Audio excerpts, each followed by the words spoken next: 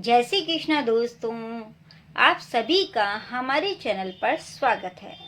आज हम आपके लिए एक अनोखी कथा लेकर आ रहे हैं जिसमें रामायण और महाभारत का महासंगम है।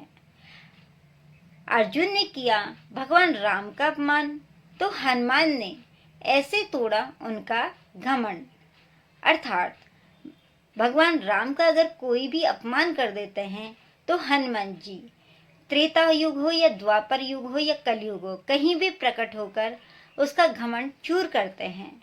महाभारत काल के सर्वश्रेष्ठ धनुर्धर अर्जुन राम सेतु के पास एक अपराध कर बैठे। इसी अपराध की आत्मग्लानि में उन्होंने अग्नि प्रज्वलित की और आत्मदाह करने लगे। तभी भगवान बजरंगबली ने उनकी मदद के लिए भगवान श्री कृष्ण को पुकारा। दरअसल यह कथा उस समय की है जब अर्जुन अपने रथ पर सवार होकर रामेश्वर से गुजर रहे थे, जहां उन्होंने एक कपि को राम सेतु पर बैठकर तपस्या करते देखा। लेकिन अर्जुन ने यह जाने बिना कि वह कौन है, उन्हें जगाने के लिए बाण चला दिया। फिर जोर से हंसने लगे। यानी बाण चलाने की तो गलती कर ही, साथ में हंसने की भी गलती कर बैठे। जब बजरंगबली ने अर्जुन से उनकी हंसी का कारण पूछा तो वह बोले कि उन्हें पत्थरों का सेतु देखकर हंसी आ रही है। अर्थात अर्जुन में घमंड, अहंकार प्रकट हो रहा था, क्योंकि प्रभु राम तो एक धनुर्धर थे। उन्हें पत्थरों से नहीं, अपने बाणों से सेतु का निर्माण करना चाहिए था। ऐसा अर्जुन ने बोला कि उन्हें पत्थरों की जगह पर बाणों से इस सेतु का निर्माण करना चाहिए, क्योंकि वो तो सर्वश्रेष्ठ धनुर्धर थे। तब कपि रूप भगवान हनुमान ने समझाया कि राम जी की सेना में महाबली वानर शामिल थे, जिनका वजन बाणों का सेतु झेल नहीं पाता। इस पर अर्जुन ने घमंड दिखाते हुए कहा कि मैं बाणों का सेतु बनाकर उस पर अपना रथ दौड़ाते हुए ही यहाँ तक पहुँचा हूँ। अर्थात मैंने ही वो कार्य कर दिया तो राम जी क्यों नहीं कर सकते थे। अर्जुन ने कहा कि अगर आप मेरा बनाया बाणों का सेतु तोड़ देंगे तो मैं खुद को सर्वश्रेष्ठ धनुर्धर नहीं मानूंगा। अर्थात अर्जुन में अहंकार कूट कूट कर भर गया था। तब अर्जुन ने समुद्र पर अपने बाणों का सेतु बना दिया और हनुमान जी के सामने उसे तोड़ने की चुनौती रख दी। यही गलती अर्जुन कर बैठे। हनुमान जी के एक बार खड़ा होने पर ही सेतु टूट गया। इस पर अर्जुन निराश हो गए। तब हनुमान जी ने उन्हें एहसास दिलाया कि अपने अहंकार में उन्होंने किसका अपमान कर दिया। अर्थात उन्होंने अपने अहंकार में भगवान राम का अपमान किया है, क्योंकि अपनी विद्या के घमंड में उन्होंने राम जी की धनुर्विद्या पर संदेह जताया। अपनी गलती का एहसास होते ही अर्जुन ने आत्मग्लानि के भाव के साथ एक बाण से भयानक अग्नि प्रज्वलित की।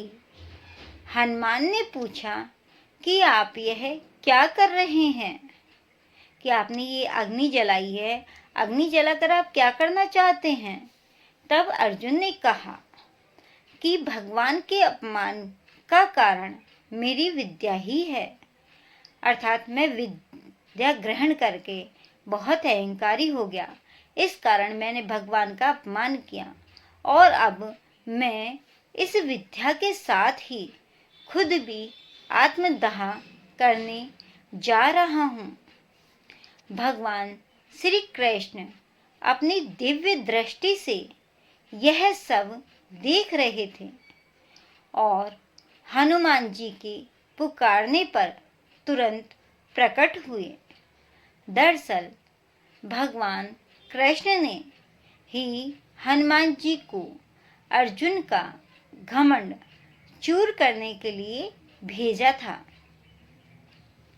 ताकि घमंड के कारण अर्जुन पथभ्रष्ट न हो जाए, क्योंकि अर्जुन अगर पथभ्रष्ट हो गया तो धर्म का कार्य कौन करता।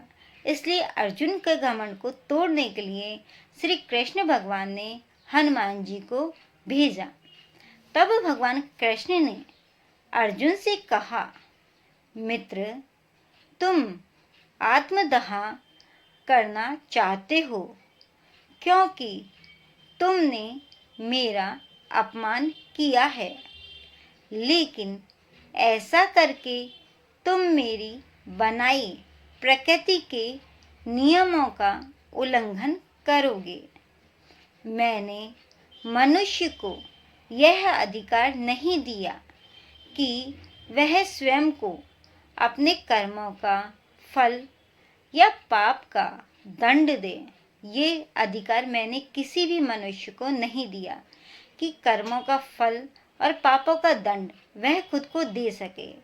ऐसा करके तुम ईश्वर की नीति में हस्तक्षेप करने जा रहे हो, जो कि अक्षम अपराध होगा।